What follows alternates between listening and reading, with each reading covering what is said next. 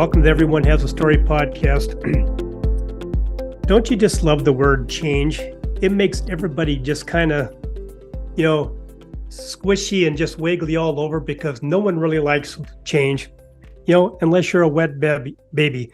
But most of us as adults, we're not wet babies. And so really change is very difficult.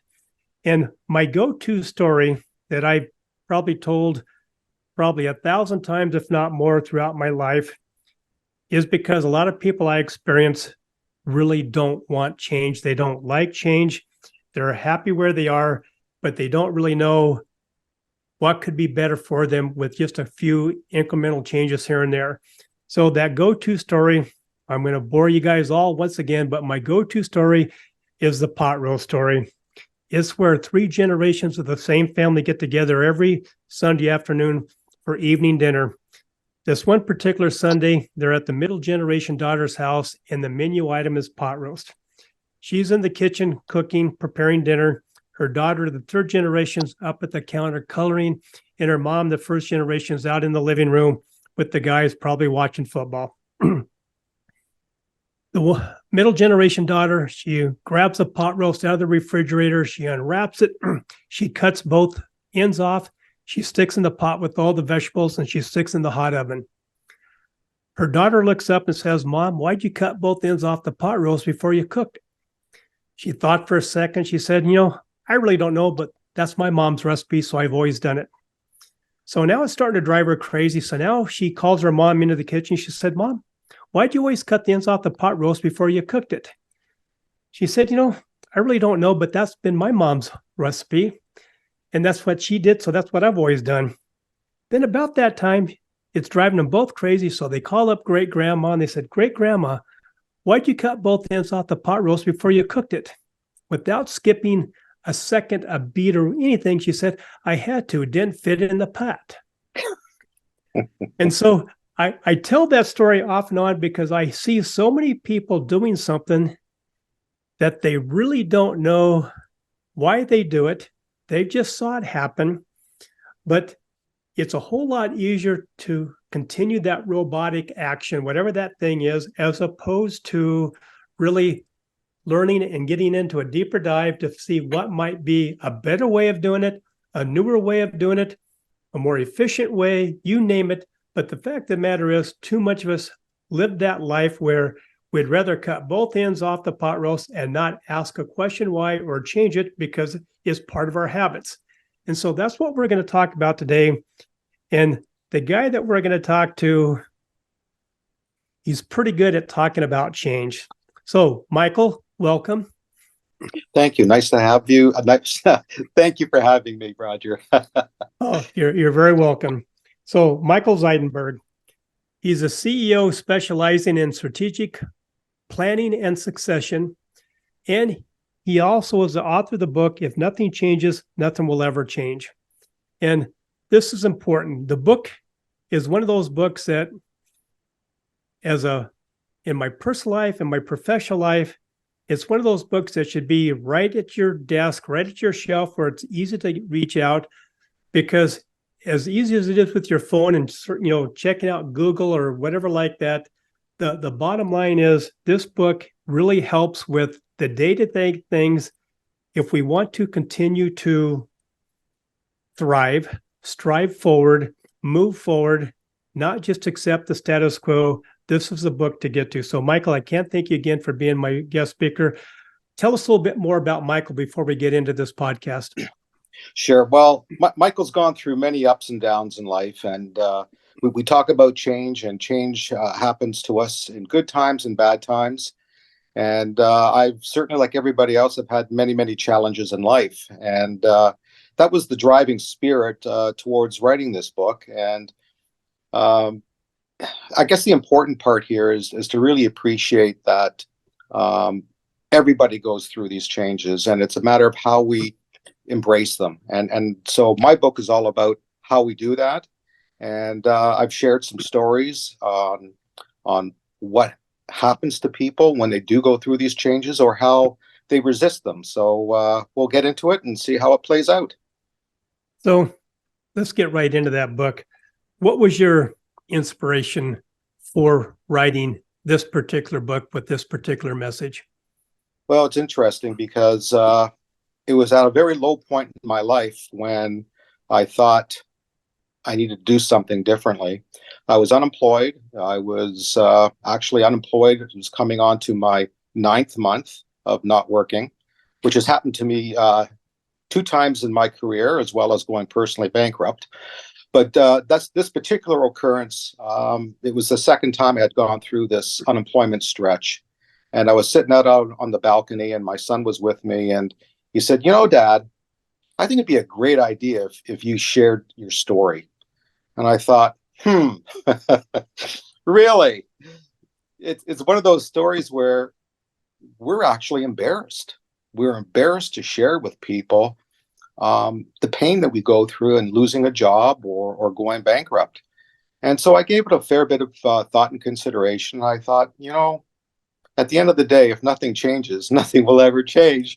And so I stepped forward. And it took me a while to write the book. I will say that. It was not an easy thing because you're digging deep into your soul and you're sharing some very painful experiences. And, at some point in time when I was working on the book, I would actually break down in tears because for me, it was pretty sad. And to relive it in detail and share it was very, very hard for me. It really was.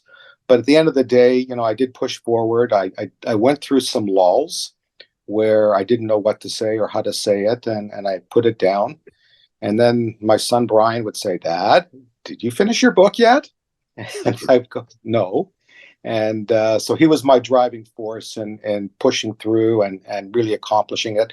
Not that my other family members weren't there and being supportive, but Brian played a role in this. And so I got to give him kudos for helping push me forward. Well, and thank you to both of you for getting this book done and written for all of us. Before COVID, the stat was 82% of all small to middle-sized businesses were no longer in business after 2 to 4 years. That's not a very good stat, but it's reality. And since COVID, I haven't heard any new stats, but I know quite honestly that the number has not gone down any. And so there's a lot of things that happen to us in our lives that make our dreams not fulfilled, and we end up sometimes like you losing it all. And so today, now that you've written this book and you've had feedback from a lot of people, why do you think this is more necessary today than probably at any time in our lives to have someone read this book? But actually, that's a great point to bring up. The key is that when we are going through these challenging times, that we're going to learn something. We're going to learn maybe a lot of things. We may learn things about ourselves. We may learn things about the marketplace or new ideas and techniques to help survive.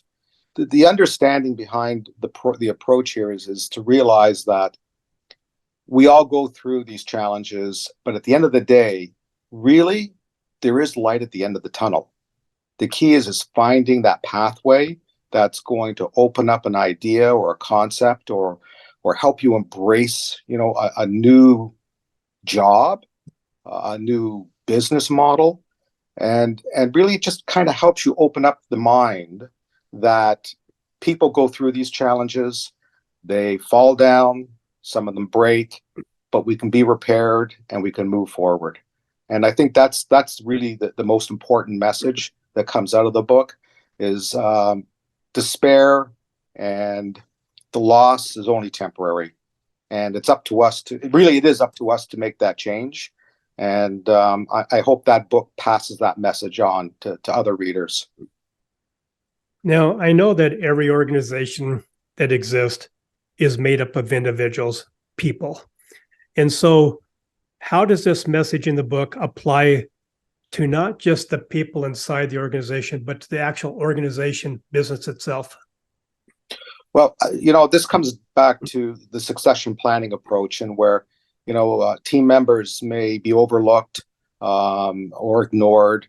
And, the book again is about helping them define what their goal is going to be or should be. And once they're able to find or define that goal, it's what's my path? What do I need to do? And what do I need to own in order to change the course? And it does come down to us. So, I've been involved in businesses where, other people have been promoted, and I sat back and I thought to myself, why didn't I get that job? And, I always thought I did an awesome job. But, sometimes it's down to politics. You may be very qualified, you may be the right person, but you may not be a good political player. And truthfully, I'm not. I'm one of these characters that what you see is what you get. And I don't believe in playing politics. So in certain companies, you may find that is what's holding you back. And so you need to learn how to adapt, how to be politically astute without being political. And I think that's a very important point for those folks that are in roles in corporate world or in businesses. And then, the flip side is, you may be in an environment, a work environment as an employee that it may be abusive. You may be involved in an environment where you're just not happy and you're stuck. Again, that comes down to what do I need to do to change that? You can either work the environment and figure out how to sidestep those abusive environments or the individuals that seem to verbally abuse you, or you simply say, okay, it's time. I got to go look for a new role. I have to reinvent myself and go back out to the market. And I'd never say to anybody, just quit, unless it's a physical abuse or something like that. But never put yourself at harm's length. The key here is to keep the job, focus on your new role, and work your second job. And that's looking for a new role. And then, ultimately you will find that new position. In another scenario that I face and I see way too often as a business consultant is that owners and managers, because they feel that they are all too stretched with their time, that they promote from within to someone that's been with the company a long time, someone that has shown to be a good team player. They might even be a good producer, but they put them in roles that they're not qualified for, that they really don't want to, but because they feel safe and secure at that company, they don't want to say no and maybe think that they might get fired down the road. And so they take on these new roles that they're not prepared for. And no one wants to see change. No one, they really despise that because for whatever reason, they think that maybe things are going good enough as it was. And so what would you say to these individuals who are hiring, promoting from within, hiring under fire, putting the wrong person on the wrong seat of the bus because of time commitments? They don't have time to keep searching. This job's got to get done now. What would you say to those people to maybe take a little bit more time and change the way you do that to maybe get the ideal candidate in that position, that seat on the bus, as opposed to, rushing it? So it really starts off with the first issue, and that is, why do we have this problem? Obviously, the problem starts with some kind of operational issue that there's so much work and so much flow that it can't get done. Now, if it's a voided position, that's a different story. But if we're talking about sheer volume, then we need to go back and really start doing a review on the operations and find where those bottlenecks are. It's like that lean operation. Where are the bottlenecks that's pulling us back and not allowing us to allow the paperwork or the operational flow to continue to flow smoothly? So in my view, I think, that's a managerial issue. And if that's happening, someone's not seeing what the real issue is. It's never about man hours. It's about the operational flow and efficiencies. And if we don't have efficiencies, then we're just going to put stress on the team. So, there's two coins of thought here. Sometimes the senior manager will not see that, and then we're going to see the next level manager or employee who actually does see it. And so I think it's up to them to speak up and have their voice heard, but in a way that's not challenging the authority, but presenting it as a solution. And each situation should always be solution based. If you're trying to share a new system, a new approach, the key is, in order to get other people on board, is to have them participate and have them help in developing that new operational system. So there's two issues here. One's avoided. One is an individual who has left and there's a void, or it's sheer volume of work and we haven't come up with the right solutions. The third, obviously, is yes, I might have an employee that's not efficient. And so what do we do with that particular employee? We've got to we can either move them out, move them somewhere else, and then recruit someone from within. Again, my thinking is we need to take the time in moving employees around and give them the opportunity to get trained so that they can be effective. So I think time management and operational efficiencies and creating some thought before we make those moves is critical to the success. Well, and success can be measured many different ways. A lot of times we think success is really the amount in our bank account statement, or, our profitability on the bottom line. But, every individual there isn't tied to the bottom line. And so we need to make sure that that workplace has a good environment. And we've all hit lows in our life. And I mean, you share openly in your book, the lows, really the deep, deep lows that you encountered, in your professional journey. But, what I admire most, not only were you able to tell these stories and share these stories, but you wrote the book that has sound advice.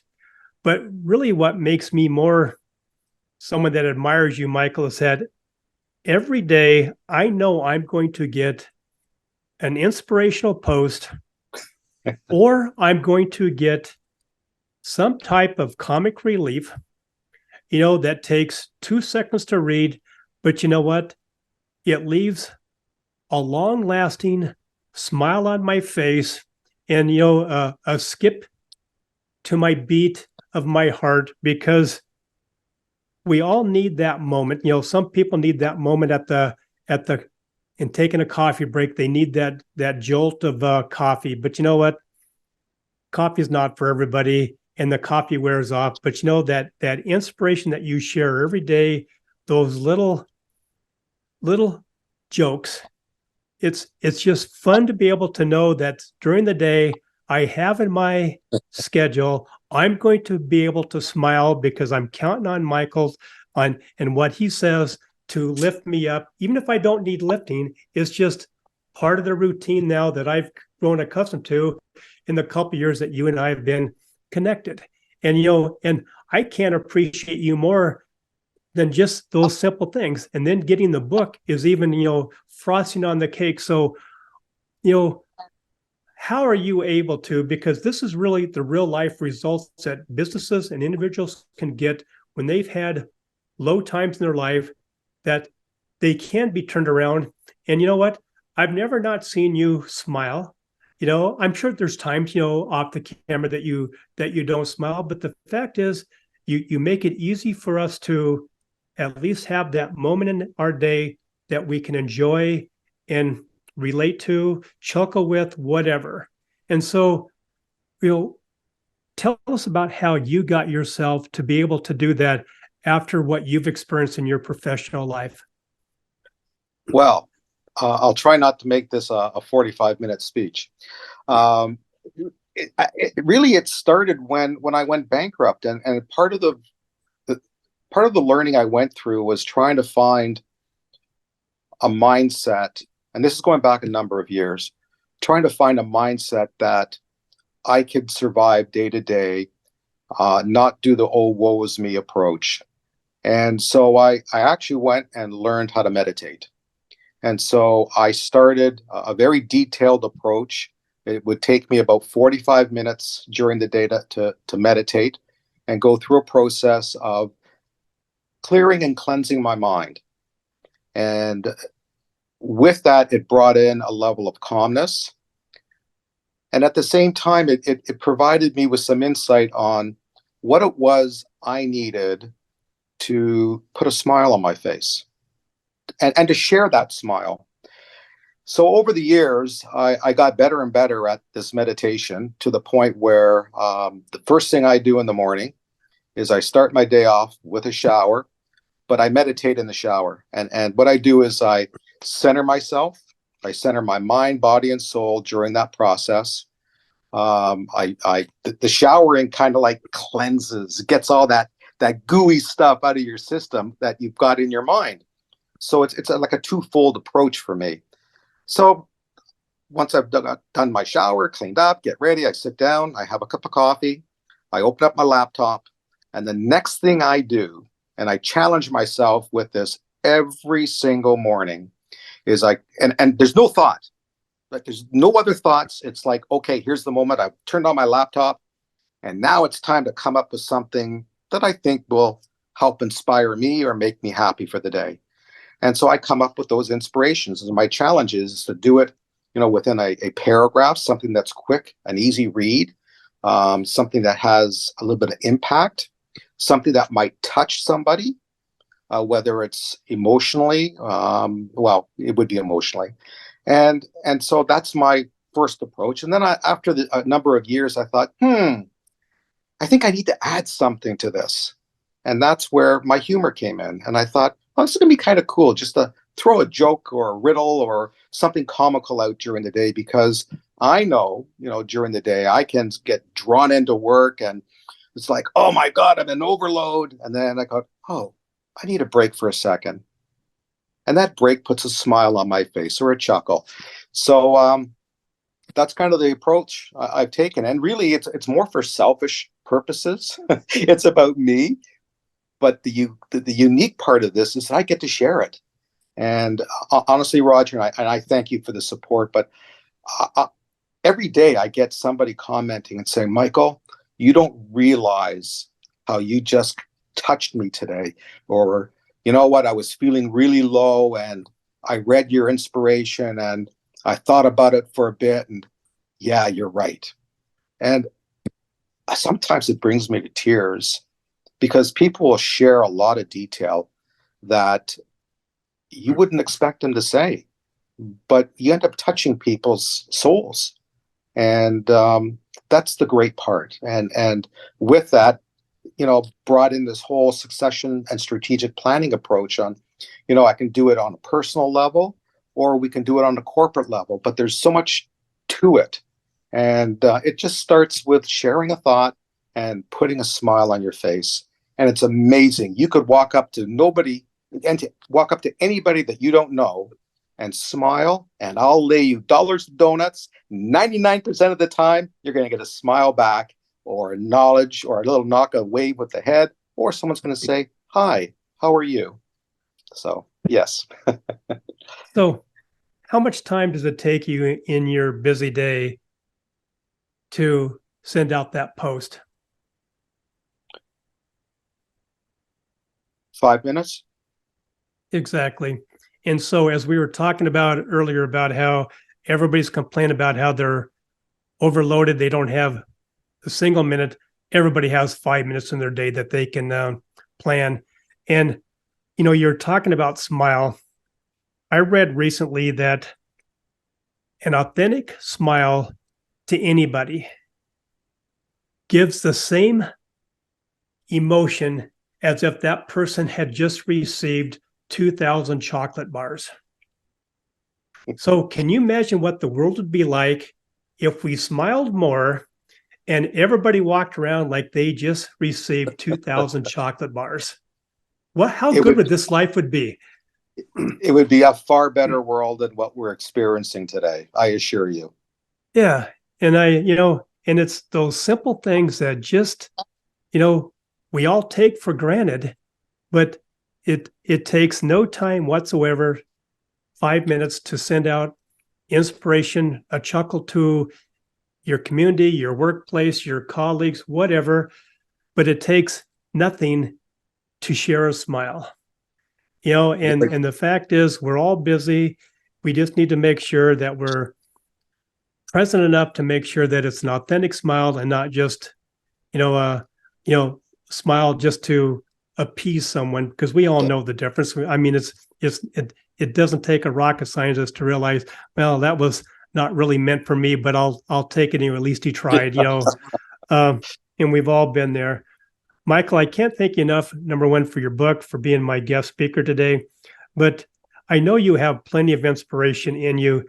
Give us one more tidbit of Michael Zeidenberg's inspiration. You really put me on the spot on this one. Honestly, I think the most important part for us as individuals is to be not just authentic, but be the best person we possibly can be for ourselves, for our family, for the folks that we work with. Just focus on being a good spirit. And that, for me, that's the key thing. That's key. Yeah, and that's well said. Michael, how can a listener get your book, and how can they get in touch with you if they want to learn more from you? Thank you. My book's on Amazon, so you can just log on. It's a digital book or a soft copy, and it's under my name, Michael Zeidenberg, or you can look up the title. If nothing changes, nothing will ever change. You can reach me on my email address, which is michaelzeidenberg@gmail.com, and that's going to be MichaelZei or ZeiDenberg@gmail.com. And certainly you'll get a very quick response. I respond very quickly to whomever reaches out to me. Well, I know you did with me, so I'm a walking testimony on that. So thank you again, Michael. And thank you for having me. I really enjoyed this, Roger, and I appreciate the fact that you reached out and you allowed me to share some of my background and the book. You're very welcome. Have a good night. My podcast wouldn't be the same if it wasn't for my sponsors and my great supporters. So let me take this opportunity to thank each and every one of them. First of all, I want to thank Rebecca at Custom Bookkeeping and Accounting, delivering trustworthy bookkeeping services since 2003. Dave and Dara at Virtues Matter, making this world a much happier place to be with their Virtues card apps, coaching, and workshops. Stephen at Buller Accounting, giving business owners depth and insight to their numbers. Eric and his team at Ivy Cat Web Design, the real superheroes of web development and design. Jennifer and Jean at the Seavers Real Estate Team, serving Pierce and Kitsap counties with their home buying and selling needs. Maury at the Maury Method, the world's only brainwave entrainment engineer, helping everyone have more clarity, less stress, and overall better brain health. Priya at Pivot My Profit, helping individuals and businesses have better control of their finances and more money at the end of their day. Melissa at the Soul Vibe Energy High, the queen of the aha moments, helping individuals find those holes in their cups, repair the hole, and gain back their positive energy. And finally, Rick at West Sound Recording. You talk, they do all the rest. Thank you, Rick, for all your efforts with the production and editing of my podcast.